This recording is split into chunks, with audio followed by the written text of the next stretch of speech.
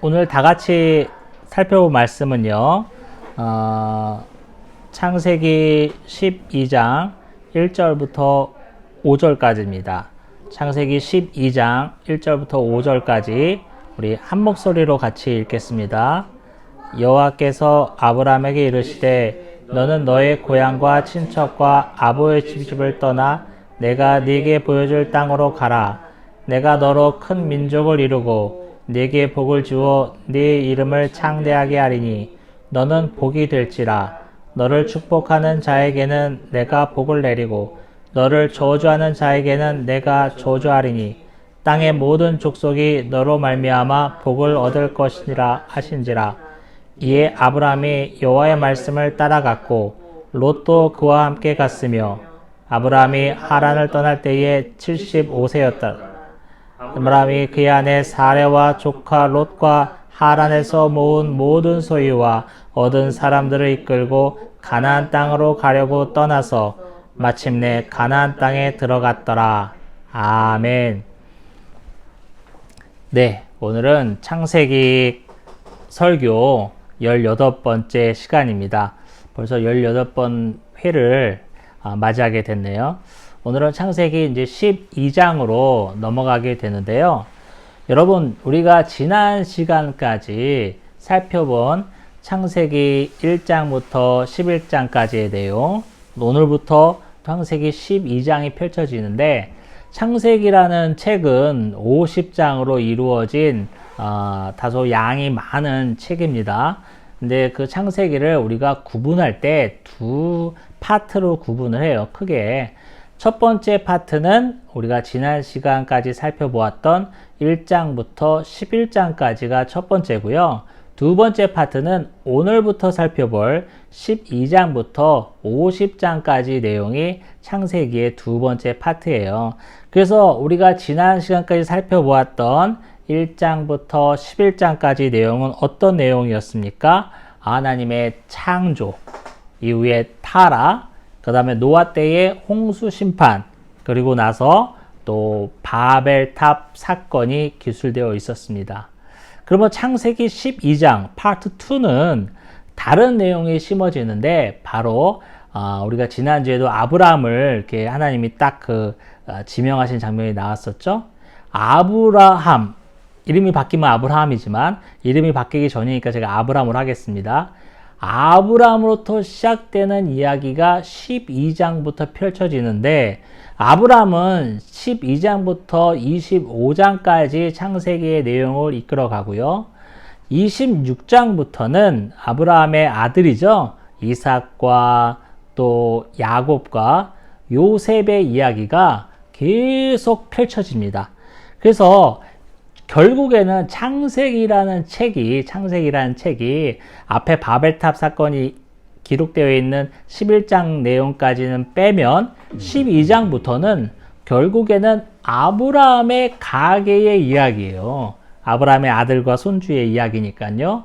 그래서 그 엄청 중차대한 창세기 전체를 이끌어가는 주인공이 되는 아브라함의 이야기가 오늘부터 본격적으로 펼쳐지게 됩니다.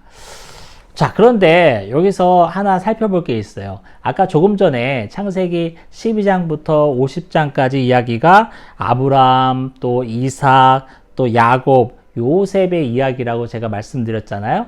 근데 공교롭게도 이 네 사람은 이제 할아버지와 아들과 손주의 이런 관계인데, 조선 관계인데, 이 네 사람에게는 공통점이 있어요. 한번 제가 말씀드릴게요.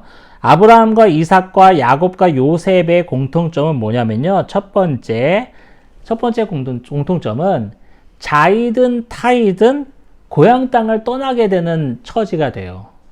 아브라함은 오늘 우리가 살펴보겠지만 벌써 지난 11장 끝에서도 원래 고향은 갈대아인 우르였잖아요. 그렇죠? 이라크 남부 지방이라고 말씀드렸고, 거기서 벌써 떠나왔어요. 그리고 또 이삭도 애굽으로 떠나가는 중간에 그랄 땅에 머무는 사건이 일어나고, 야곱은 또 어떻습니까? 그 형 에서와 장자권 때문에 다툼이 일어나서 형을 피해 고향 땅을 떠나게 되는 처지가 돼요. 그리고 마지막으로 요셉은 우리가 잘 아는 것처럼 형들의 질투를 받아서 애굽 땅으로 팔려가는 처지가 됩니다. 창세기 후반부 파트 2의 주인공들은 공통점이 고향 땅을 떠나게 되는 처지가 된다라는 공통점이 있어요. 그 다음에 두 번째 공통점은 뭐냐면요. 가족과 친족 사이에서의 다툼이 일어나요. 그래서 오늘 우리가 살펴본 아브라함은 우리가 아는 것처럼 조카 롯과 다툼이 일어나서 그 목초지 때문에, 그래서 네가 좌하면 내가 우하고 뭐 그러겠다 이런 내용이 나오잖아요. 그래서 롯은 이제 소돔과 고모라 땅을 택해서 가게 되고, 우리가 잘 아는 것처럼 또 어떻게 됐습니까? 그 야곱도 자기 형 에서와 다툼이 일어나서 또 도망가게 되고, 또 요셉은 뭐 형제들 사이에서 질투와 시기를 온통 받으면서 또 가정의 불화의 또 원인이 되기도 합니다. 아무튼 이런 공통점이 있어요. 그 다음에 세 번째 공통점도 있습니다. 세 번째 공통점은 아브라함과 이삭의 둘만의 공통점인데요. 뭐냐면 아내를 누이라고, 여동생이라고 속이는 사건이 발생합니다. 우리가 오늘 본문 더 밑에 보면 다음 주 살펴보겠지만 아브라함이 애굽 땅으로 기근을 피해서 도망가는데 너무 아내가 아름다워서 자기에게 살해의 위협이 있으니까 자기 아내를 여동생이라고 속이는 그런 일이 벌어지죠. 그 아들 이삭도 그랄 땅에 머물면서 아내가 너무 아름다워서 자기가 위태롭게 여긴 나머지 그 아내를 여동생으로 속입니다. Like father, like son이라고 그랬나요? 부전자전이죠. 아버지의 행동을 그대로 답습하는 모양을 보입니다. 자, 이렇듯 창세기 후반부의 주인공이 되는 아브라함과 이삭과 야곱과 요셉은 이런 세 가지의 공통점이 있어요. 그걸 참고로 알고 계시고요. 오늘 본문 1절로 넘어가겠습니다. 1절 보니까 하나님이 말씀하셨어요. 그렇죠? 하나님이 말씀하셨습니다. 바벨탑을 내가 흩트겠다. 지면의 사람들을 흩트겠다고 말씀하신 이유로 오랫동안 침묵을 갖고 계셨는데 여호와 하나님께서 내러티브의 화자가 되어서 1장에 이제 말씀을 하기 시작하는데 누구에게 말씀하는 거죠? 아브라함에게 얘기합니다. 아브라함에게 명령하시는데 그 내용을 우리가 한번 1절을 같이 한번 읽어볼까요? 시작. 여호와께서 아브라함에게 이르시되 너는 너의 고향과 친척과 아버지의 집을 떠나 내가 네게 보여줄 땅으로 가라. 자, 아브라함에게 오랜만에 입을 열어서 말씀하시는데 그 내용은 뭐냐면 가라라는 거예요. 이 전체의 동사는 가라잖아요. go. 그래서 뭐 어디로 가냐면 내가 네게 보여줄 땅으로 가라라는 거예요. 자, 떠나라는 내용을 아브라함에게 직접 말씀하시는데, 근데 그 떠나는데 또 뭐냐면요. 뭘 떠나 가라 이런 식으로 이 문장이 이루어지는데 아브라함이 가나안 땅으로 떠나기 위해서 자기가 버려야 할 것, 떠나야 할 것이 세 가지가 언급됩니다. 첫 번째는 그래서 오늘 제가 주보 본문에 보면 파란 색깔로 제가 이렇게 칠해놨잖아요. 성경 본문을. 첫 번째는 뭘 떠나야 되냐면 빨간색으로 되어 있군요. 죄송합니다. 너의 고향을 떠나야 돼요. 너의 고향. 참 여러분 이거 좀 가혹한 얘기이기도 해요. 왜냐하면 우리가 지난주 창세기 11장 밑에 부분을 봐서 알겠지만 아브라함의 아버지 데라가 벌써 자기 식솔들을 이끌고 갈대아인 우르 지방에서 한참을 걸어서 가나안 땅까지는 1500km라고 했으니까 한 중간 지역 되는 하란 땅까지 왔으니까 뭐 반 딱 잘라서 뭐 800km가 칩시다. 800km 이상을 온 거예요. 하란 땅으로. 그래서 하란 땅에 와서 지금 하란 땅에 머물고 있는 거잖아요. 지금 상황이요. 거기서 여러분 지난주에도 말씀드렸다시피 이주한다는 것이, 이민한다는 것이 지금 사회에서도 정말 힘든 일인데 고대 사회에서는 정말 말할 수 없는 어려움이 있고 생명의 위협이 있으며 함부로 선택할 수 있는 일이 아니라고 제가 말씀드렸잖아요. 그런 모든 것을 겪으면서 지금 하란 땅에 와서 살고 있는 거예요. 아브라함이 지금. 지금 한참을 와서 살고 있어요.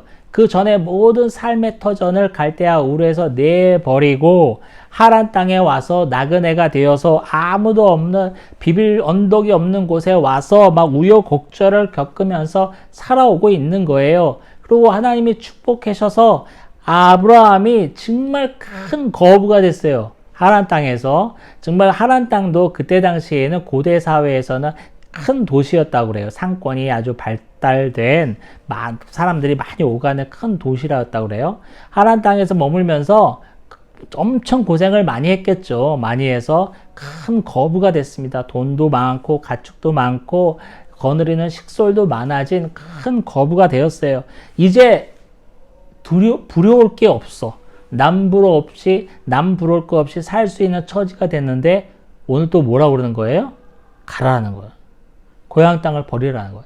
고향 땅 우르를 버리고 하란에 와서 제2의 고향에서 열심히 해가지고 이만큼 살게 됐는데 제2의 고향을 또 버리라는 거예요. 가혹한 거지. 안성빈 하나님이 어느 날 갑자기 안성빈 목사한테 방글라데시로 이민 가라. 그래서 방글라데시 갔어요.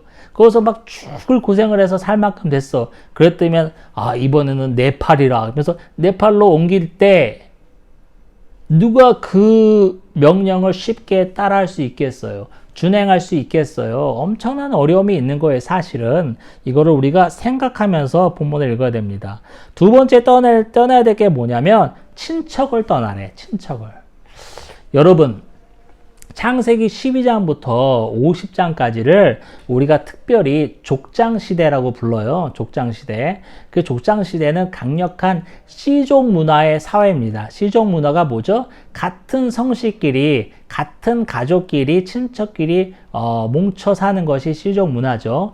우리도 지금 시골에 가면 이제 집성촌이 있잖아요. 우리 그 경기도 광주 도청면 군평리에 가면 저희도 우리 순흥 안씨 집성촌이 있습니다. 거기 가면 다 안씨야. 그런 것처럼 거기에 고대 사회에는 그렇게 같은 친척끼리 모여서 살았어요. 그러면서 왜 모여서 살았냐면 그렇게 믿을 수 있는 사람들이 이렇게 모여서 세를 형성해야지만 노동력이 발생합니다.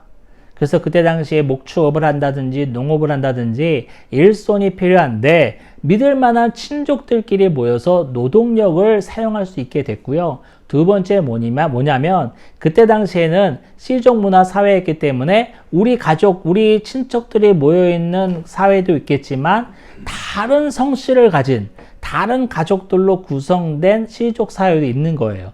그러면 그들끼리 다툼도 일어나게 되겠죠? 전쟁도 일어납니다. 그러면 친척들이 뭐가 되냐면 군사력이 되는 거예요. 그래서 이 친척을 떠나서 간다라는 것은 이미 벌써 친척을 다 떠나서 하란 땅에 왔는데 하란에서 또 그나마 이룬 친척들을 버리고 가야 된다는 것은 좀 가혹한 하나님의 명령일 수도 있습니다.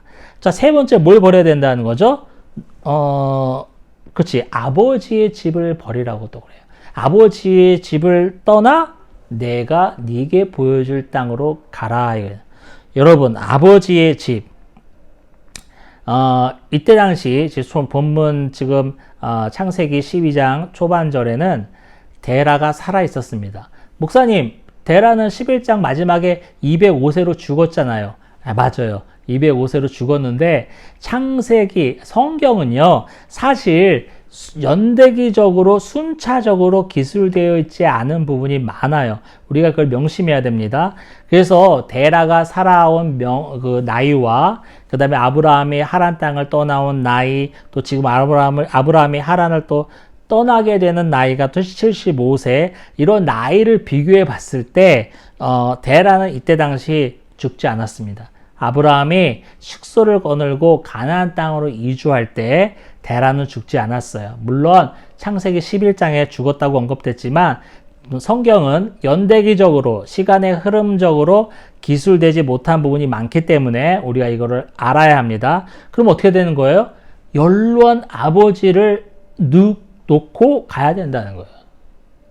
아버지로부터 모든 것을 이어받고 배우고 영향력 아래에 있으며 아버지의 것이 결국은 내 것이 되는 고대의 그 시족 사회에서 지금보다 더 부모를 공경하고 부모를 의지하고 부모를 또 사랑하는 마음이 훨씬 강했겠죠. 예전으로 갈수록.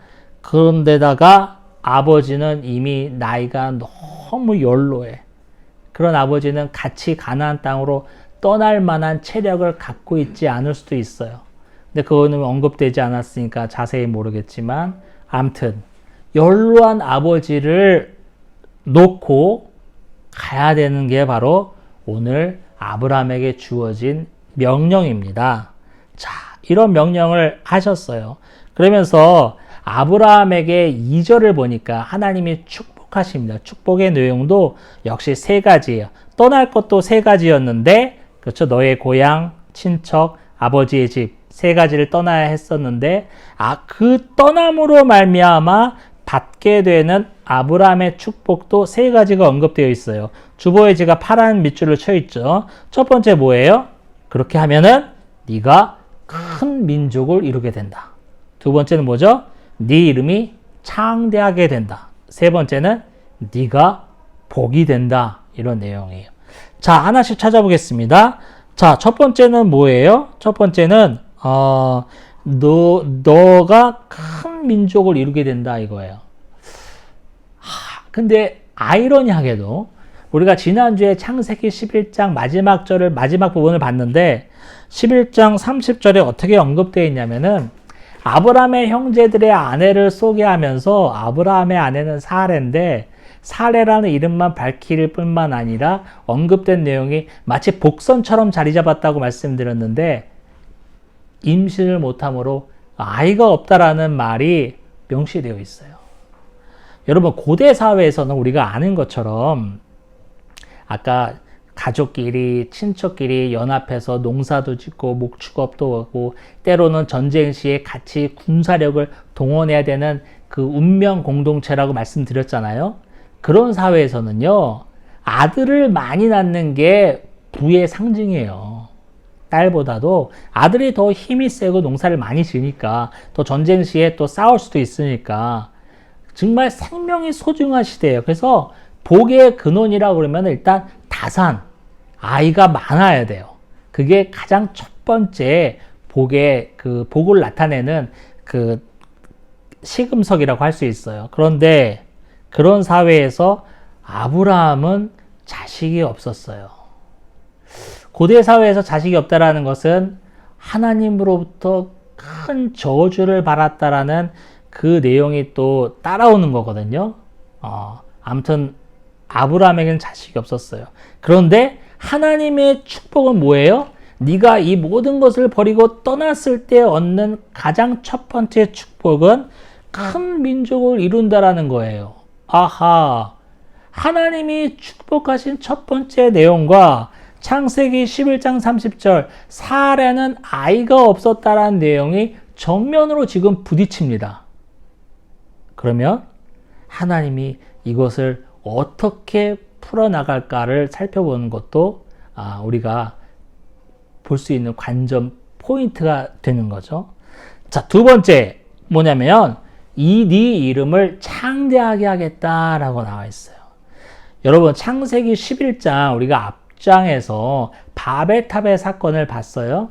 바벨탑이 사람들이 바벨탑을 쌓은 세 가지 이유가 있었는데 그 두 번째 이유는 뭐냐면 우리 이름을 내자 이런 표현이 있었어요. 그렇죠? 그러면서 제가 마침 또 그날 설교 때 빼먹어서 그 다음 주 설교 때 제가 보강을 했지 않습니까? 우리 이름을 내기 위해서 바벨탑을 쌓자는 거예요. 그건 뭐라고 했었죠? 제가 자신의 명예, 자신의 업적, 자신의 자랑을 드러내자 이러는 거예요. 우리는 하나님의 이름을 찬양하는 존재로 만들어졌지 우리의 이름을 내거나 우리의 이름을 알리거나 우리의 이름이 영광받도록 지어진 존재가 아니기 때문에 하나님이 바벨탑을 흩으셨다고 말씀드렸습니다. 그런데 오늘은 뭐예요? 바벨탑 사건은 인간 스스로가 자신의 이름을 높이려고 했던 행동이었고 오늘 아브라함에게 주신 축복은 하나님께서 아브라함의 이름을 창대하게 하는 거예요. 아브라함이 자신의 이름을 창대하게 하는 게 아니라 하나님이 주체가 되어서 하나님이 아브라함의 이름을 창대케 하겠다는 거예요. 아, 놀라운 축복이죠. 우리 스스로 우리 이름을 자랑할 때는 하나님을 대적하는 행위가 되지만 하나님이 우리 이름을 높여주시는 날에는 말할 수 없는 영광이 되는 겁니다. 그러면서 이 이름을 창대하게 한다는 것은 뭐랄까요? 자신의 아브라함의 영향권이 확대된다는 의미로 볼 수도 있겠습니다. 마지막 세 번째, 아브라함이 모든 것을 버리고 가나안 땅으로 떠나게 된다면 받게 되는 축복은 뭐냐면 아브라함 자신이 복이 된다는 겁니다. 네가 복이 된다는 거예요.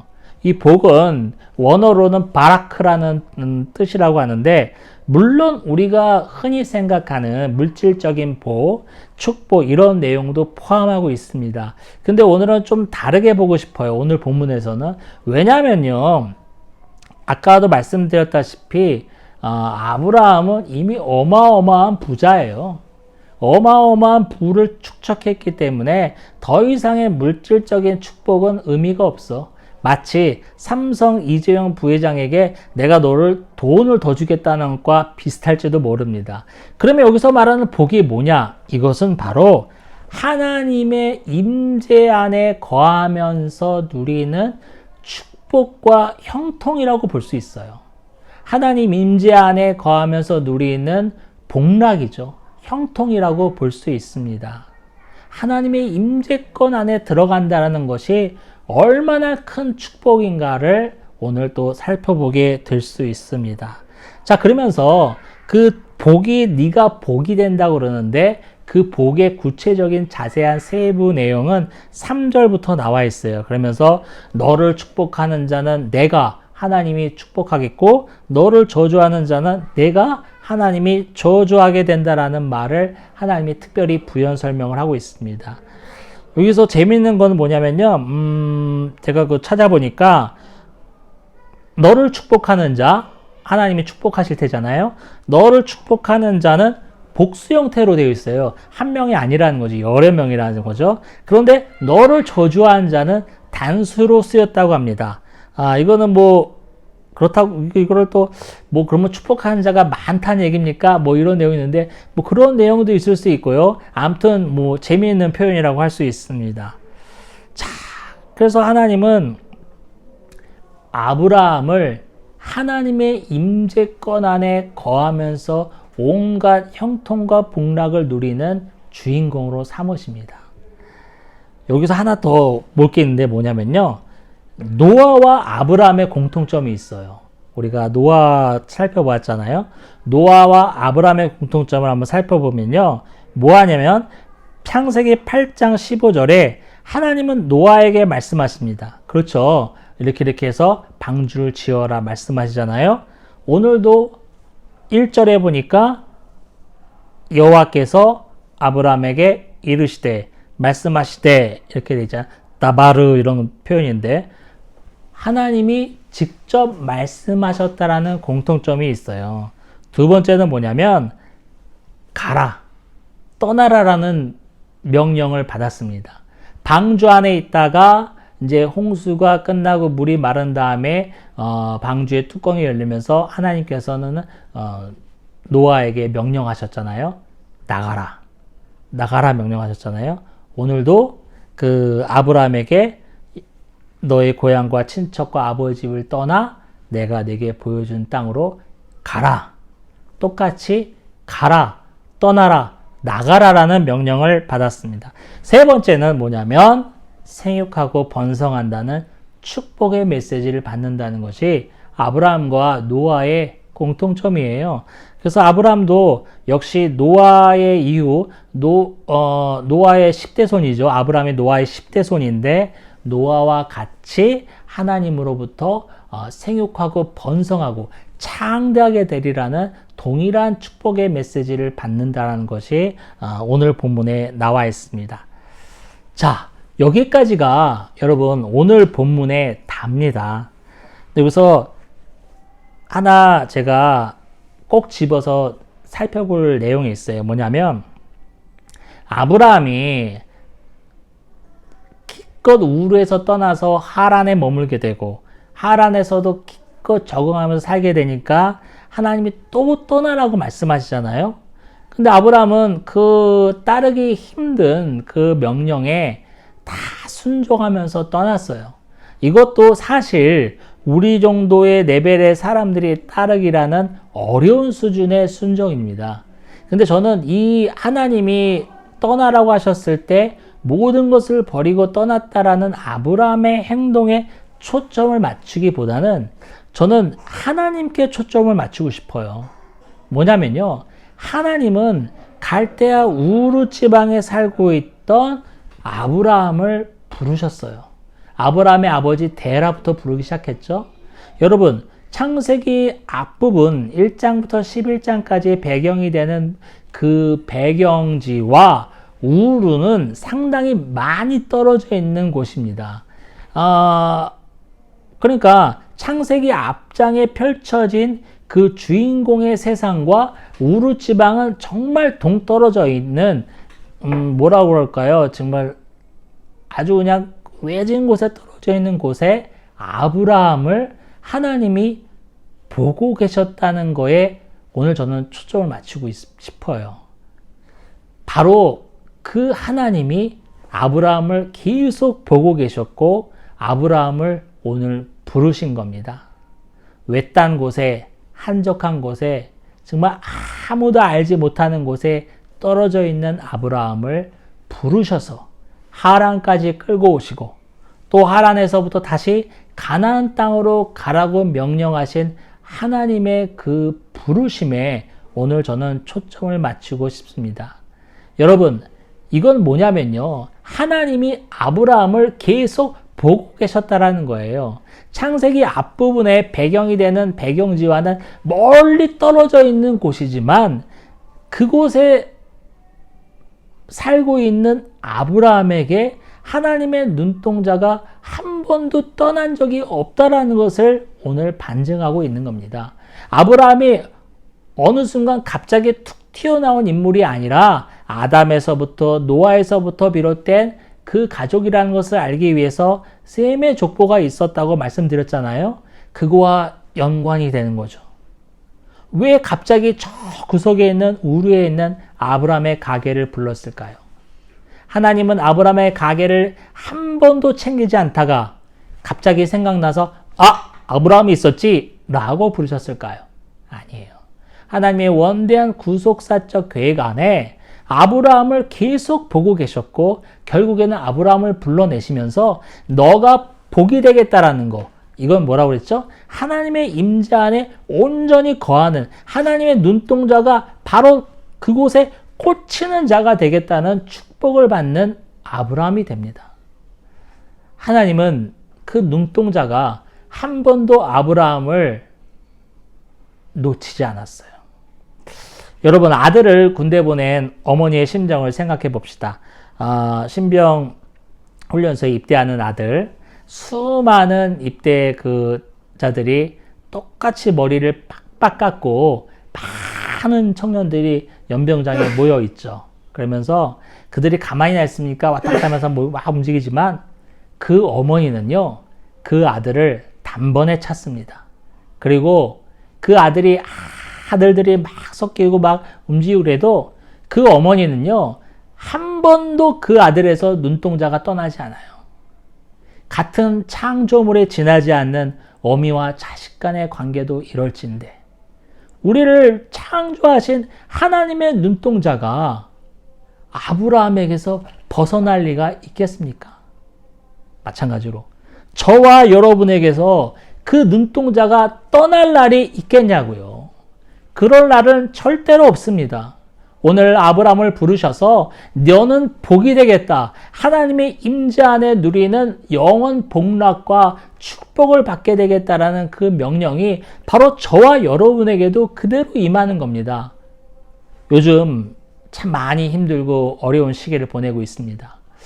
왜 나만 이러고 사나? 남들은 잘 되는 것 같은데, 잘 풀리는 것 같은데 왜 우리 집만 이런가?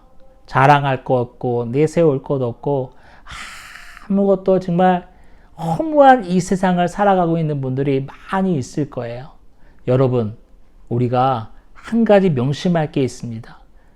아무리 힘들고 나는 다른 사람에 비해 뒤처지고 또 저기 한직으로 물려나고 다른 사람들은 주 무대에서 활약하고 있는데 나는 저 외딴 곳에서 떨어져서 그냥 구석탱이에 박혀 있는 것 같고 아무것도 못하고 있는 것 같고 아무도 나를 보지 않는 것 같고 나만 혼자 외롭게 이러고 있는 것 같을 때 명심하십시오.